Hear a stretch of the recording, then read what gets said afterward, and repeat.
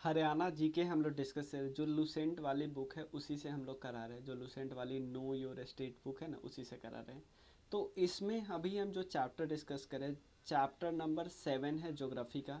क्या नाम है? Energy and irrigation resources. इससे पहले पूरा हिस्ट्री कंप्लीट है, फॉरेस्ट वगैरह सब कुछ करा चुके हैं। एनर्जी एंड इरिगेशन रिसोर्स अभी डिस्कस कर रहे हैं। तो उसमें एक वीडियो ऑलरेडी आ चुका है। इस वीडियो में हम डिस्कस करेंगे आगे जितना हम energy resource, conventional energy resource ये सब करा चुके हैं। नॉन कन्वेंशनल एनर्जी रिसोर्स, जिसमें फिर एनर्जी पॉलिसी भी हमने कराया था, और जो उनका एक डेवलपमेंट एजेंसी है ना, वो करवाया था। उसके बाद हम कुछ गवर्नमेंट इनिशिएटिव डिस्कस कर रहे हैं, उसके बाद आगे के डिस्कस करेंगे। ठीक है, ये हमारा मैप है हरियाणा का। ये हमारे और भी कोर्स है, ज्वाइन कर सकते हैं आप इस नंबर पे मैसेज करके।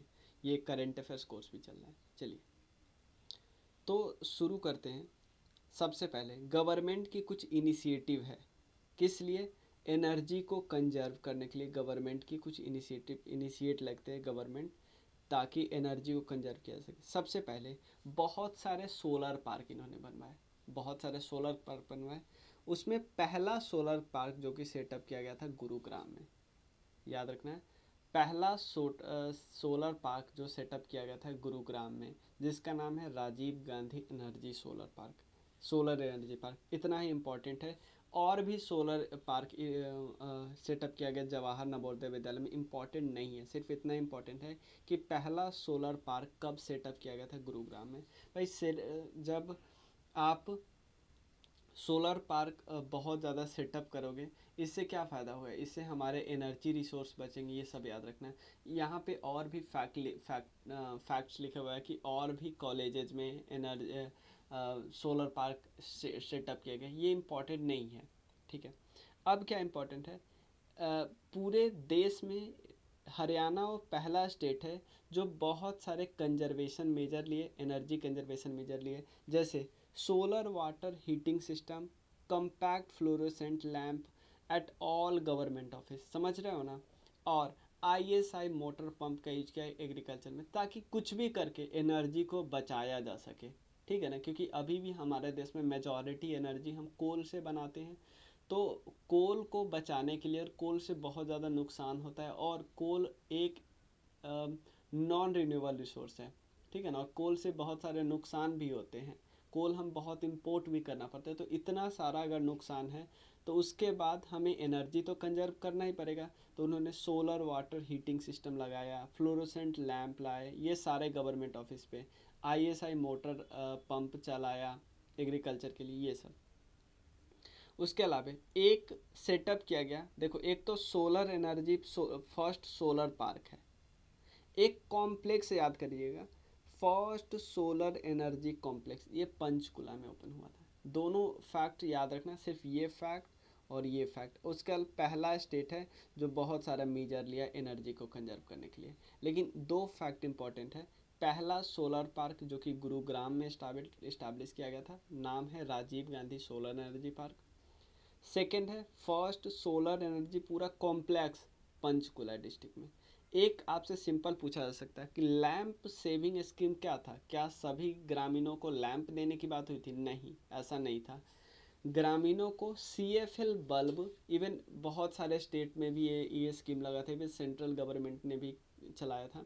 लैंप सेविंग स्कीम में क्या था कि गवर्नमेंट CFL प्रोवाइड करेगी सब्सिडाइज रेट पे। देखो, CFL बल्ब वैसे महंगा होता है, तो लोग सोचता है यार हम पीला वाला बल्ब ही जलाते हैं, लेकिन पीला वाला बल्ब से बहुत ज़्यादा एनर्जी वेस्ट होता है, बहुत ज़्यादा एनर्जी कंज्यूम होता है, यूज होता है, उसका कोई ज़रूरत नहीं। तो CFL बल्ब क्या करता है, कम एनर्जी में ही जलने लगता है, ठीक है। तो लेकिन वो महंगा होता है। तो लोगों को, पुअर जो पोवर्टी लाइन से नीचे हैं, उनको ऐसे थोड़ी समझ में आएगा। उनको आप थोड़ी समझाइएगा कि यार रिन्यूएबल नॉन रिन्यूएबल, नहीं, उनको आप सस्ता दीजिए तभी खरीदेंगे, ठीक है। उसके अलावा गवर्नमेंट ने और ज़्यादा सोलर पॉलिसी से को और ज़्यादा रीडिफाइन किया कि बहुत सारे इन्वेस्टर आए, सोलर पार्क लगाए, कुछ कुछ ऐसे ही लगाए। मतलब अगर इन्वेस्टर तभी ना आएंगे जब आपकी पॉलिसी थोड़ा सा सिंपल होगा। पॉलिसी ही इतना टफ होगा तो थोड़ी आएगा इन्वेस्टर। तो पॉलिसी को इन्होंने सिंगल विंडो क्लियरेंस देना शुरू किया, ठीक है। ये बात याद रखनी। दो तीन फैक्ट इंपॉर्टेंट है। पहला सोलर पार्क गुरुग्राम, पहला उसके बाद लैंप सेविंग स्कीम, और पहला सोलर एनर्जी कॉम्प्लेक्स पंचकुला में। ठीक है, ये कुछ सोलर पार्क है, प्लीज़ याद मत रखना, ये आपको बुक में दिए थे वो मैंने दिखा दिया। आपको अगर करना है तो आप इसको स्क्रीनशॉट ले लें, मैं तो इसको सीधा मना करूँगा, आया नहीं अभी तक क्वेश्चन। ऐसे कैसे पूछ सकते हैं किसी कॉलेज वगैरह में लगा हो सोलर पार्क। ठीक है, चलिए नेक्स्ट टॉपिक है Haryana electricity regulatory commission. Haryana electricity regulatory commission, आपको नहीं लगता काम इसका देखो, नाम से काम देखो इसका, कि हरियाणा में इलेक्ट्रिसिटी को रेगुलेट करने वाली कमीशन। हरियाणा में इलेक्ट्रिसिटी को रेगुलेट करने वाले, ऐसा नहीं कि गवर्नमेंट ही हर बार पे इंटरफेयर करेंगे, नहीं, इनको एक अलग बॉडी को ये सारा काम दे दिया गया। चलिए, सबसे पहले हरियाणा गवर्नमेंट ने एक इंडिपेंडेंट हरियाणा के इलेक्ट्रिसिटी रेगुलेटरी कमीशन लाए।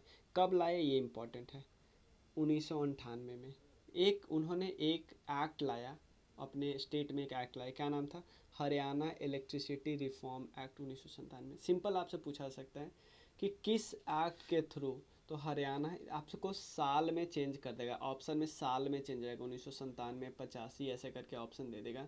लेकिन ये क्वेश्चन पूछा हुआ है, पूछ सकता है आगे भी। ठीक है, कि एक एक्ट आया था हरियाणा इलेक्ट्रिसिटी रिफॉर्म एक्ट, और उसके तहत उन्होंने बनाया हरियाणा इलेक्ट्रिसिटी रेगुलेटरी कमीशन, एक अलग बॉडी बनाया ताकि इलेक्ट्रिसिटी को रेगुलेट किया जा सके, नॉर्मल बात है।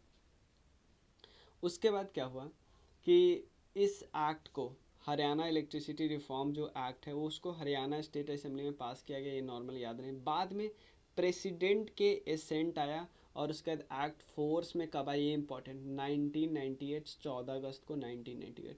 अब हुआ क्या, इसके तहत एक बोर्ड बना दिया गया, हरियाणा स्टेट इलेक्ट्रिसिटी बोर्ड। इसको दो कॉरपोरेट बॉडी में तोड़ दिया गया बाद में, Haryana power generation company limited, ध्यान देना, Haryana power generation company limited, ध्यान देना, दोनों एक, देखो एक को जनरेट कर, मान लो एक टोटल कंपनी एक ही थी, अब वही काम क्या कर रही थी, जनरेट, वरना इलेक्ट्रिसिटी को जनरेट भी कर रही थी और कंज्यूमर के पास तक पहुंचा भी रही थी, दोनों को दो काम था एक ही बॉडी के पास।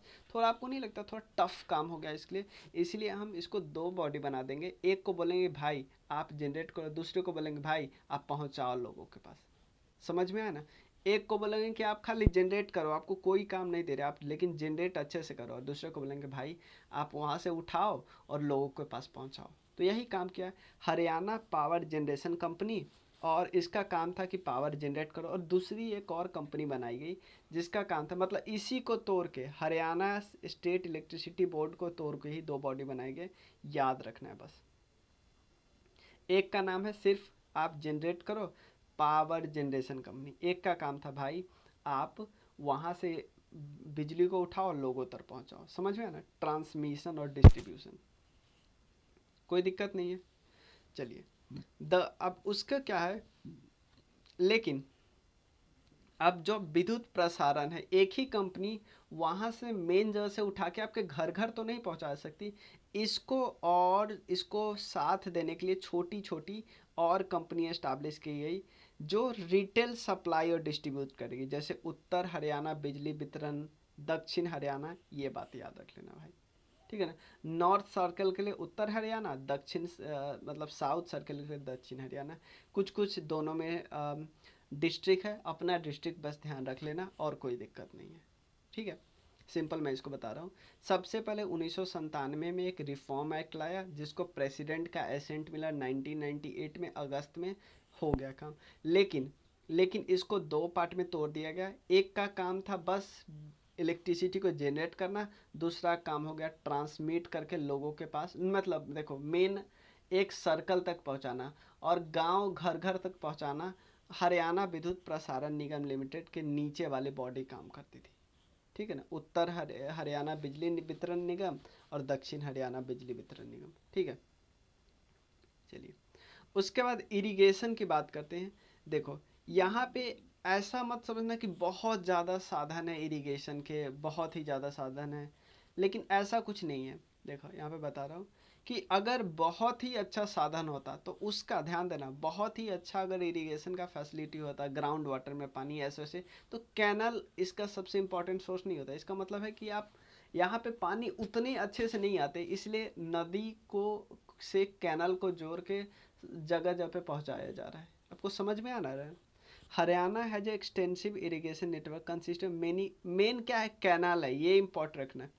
कैनाल सबसे ज़्यादा इंपॉर्टेंट है, 1500 किलोमीटर से ज़्यादा कैनाल है, ठीक है। ऑलमोस्ट 5500 से ऊपर इनके पास हेक्टेयर लैंड है इरिगेशन करने के लिए, ये याद रखिएगा। और ये बात याद रखिए, सबसे ज़्यादा इरिगेशन फैसिलिटीज़ कहाँ पे है? सिरसा में है, सबसे कम पंचकुला में है। सबसे ज़्यादा सिरसा में, सबसे कम पंचकुला में है, ठीक है। और मेजर सोर्स क्या है इरिगेशन का? कैनाल रिसोर्स, याद रखना, मेजर सोर्स कैनाल है। ये वाला फैक्ट याद नहीं रखना है, बस याद रखना है कि सबसे ज़्यादा इरिगेशन फैसिलिटी सिरसा में, सबसे कम पंचकुला में, सबसे मेजर कैनाल है। कैनाल के बाद क्या आता है? ट्यूबवेल आता है, ठीक है ना, ट्यूबवेल। और क्योंकि आपको पता है ये ड्राई रीजन है थोड़ा, तो इसलिए वाटर स्प्रिंकल्स का यूज़ किया जाता है। ऐसे नहीं, स्प्रिंकल इरिगेशन, ड्रिप इरिगेशन की हम बात करते हैं। ड्राई सैंडी डिस्ट्रिक्ट कौन कौन है हरियाणा का? महेंद्रगढ़, हिसार, भिवानी, सिरसा, ये सब क्योंकि पानी तो आते नहीं, कनाल के मदद से इसको पहुंचाया जाता है। इरिगेशन डिपार्टमेंट का मेन सेटअप कहाँ पे है? पंचकुला में, याद रखिएगा, ठीक है। और ठीक है, और क्योंकि यहाँ पे आपको पता है ग्रीन रिवॉल्यूशन भी आया, इसके लिए चाहिए इरिगेशन भी अच्छा खासा, तो इसीलिए कैनाल बहुत खासा मदद किया, ठीक है। अब हम बात करते हैं कैनाल का, कैनाल की बात करते हैं। यहाँ पे मेन दो कैनाल इम्पोर्टेंट है। कैनाल सिस्टम की बात करते, देखो ये मेन रिवर है, यहाँ से कैनाल जोड़ा गया, फिर बाद में भी ऐसे ऐसे करके जोड़ा जाता है, ये बात ध्यान रखिएगा। यहाँ पे दो है, एक है वेस्टर्न यमुना कैनाल सिस्टम और एक है भाखरा कैनाल सिस्टम। बाद में एक और कैनाल बनाया गया जिसका नाम है सतलज यमुना लिंक। इसमें क्या किया गया कि रबी और ब्यास के वाटर को डाइवर्ट किया गया ताकि इरिगेशन या बाकी जो ज़रूरत होती है उसको उसको यूज किया जा सके, ठीक है, समझ ले। पहले दो था, अब तीन हो गया। मेन कैनाल प्रोजेक्ट हरियाणा का कौन है? Western Yamuna canal. मेन कौन है? वेस्टर्न यमुना कैनाल प्रोजेक्ट, ठीक है। यमुना रिवर से निकलता है वेस्टर्न, क्योंकि आपको पता है ना हरियाणा के ईस्टर्न साइड में ये बह रहा है यमुना। तो यहाँ से यमुना से एक जगह से, कौन जगह है? ताजेवाला के पास से जोड़ा हुआ है, वहाँ से पानी लेते हैं। किसने बनवाया इस कैनाल को? फिरोज शाह तुगलक ने, ठीक है ना। टोटल लेंथ इसका कितना है? 3200 किलोमीटर। मतलब इसके डिस्ट्रीब्यूट, जैसे मेन कैनाल है, ये सब लेके 3200 किलोमीटर, ये 4 लाख हेक्टेयर एरिया को क्या करता है? इरिगेट करता है। कुछ डिस्ट्रिक्ट है इसमें, जैसे आप याद क्या क्या रखना है, जो वेस्टर्न यमुना कैनाल सिस्टम है फिरोज शाह तुगलक ने बनाया। लेंथ और एरिया नहीं याद करना है, याद हो गया तो बहुत अच्छी बात है। और ये किस जगह से क्या करता है? निकलता है, किस जगह से पानी लेता है? ताजे वाला एक जगह है यमुना, यमुना रिवर का, उस जगह से। डिस्ट्रिक्ट कौन कौन है ये भी याद नहीं रखना है, अम्बाला, कुरुक्षेत्र, करनाल, पानीपत, रोहतक, हिसार, सिरसा, झिंड, ठीक है, ठीक है। और भाग भाग मतलब एक, ये तो मैंने बताया था ना, एक मेन कैनाल होता है, इसके कुछ डिस्ट्रीब्यूटरी होते हैं, डिस्ट्रीब्यूटरी के भी नाम दिए हुए याद नहीं करना है। भाखरा कैनाल प्रोजेक्ट है, ये हरियाणा में इंटर कहाँ पे करता है? तोहाना में, तोहाना में। और कुछ डिस्ट्रिक्ट का नाम लिखा है, इसके ब्रांचेस का नाम लिखा है, याद नहीं रखना। ब्रांचेस है तोहाना, बरवाला, रोरी और रतिया। गुड़गांव कैनाल प्रोजेक्ट है एक, और ये सब छोटा छोटा है, क्योंकि ये देखो ना कितना बाद में बनाया गया, मेजर यही है। गुड़गांव ये ओखला से क्या होता है? टेक ऑफ करता है, और ये बहुत गुड़गांव और फरीदाबाद डिस्ट्रिक्ट को क्या करता है? इरिगेट करता है, ठीक है। उसके बाद झुई कैनाल प्रोजेक्ट है, ये लिफ्ट इरिगेशन स्कीम है, ये सेमी डेजर्टिजन भिवानी को इरिगेट करने के लिए। ये छोटा छोटा है, आपको मेन वही याद रखना है, ठीक है। तो यहाँ पे ये वाला अब हम ये यहीं तक रहने थे, ये सब आगे कल कर लेंगे नेक्स्ट वीडियो में, ठीक है। चलिए, थैंक यू सो मच। आप यहाँ देख लीजिए, आपको इन कोर्स में ज्वाइन करना तो कर लीजिए, नंबर देख लीजिए, इवन आप कंट्रीब्यूट भी कर सकते हैं 9582062485। चलिए, थैंक यू।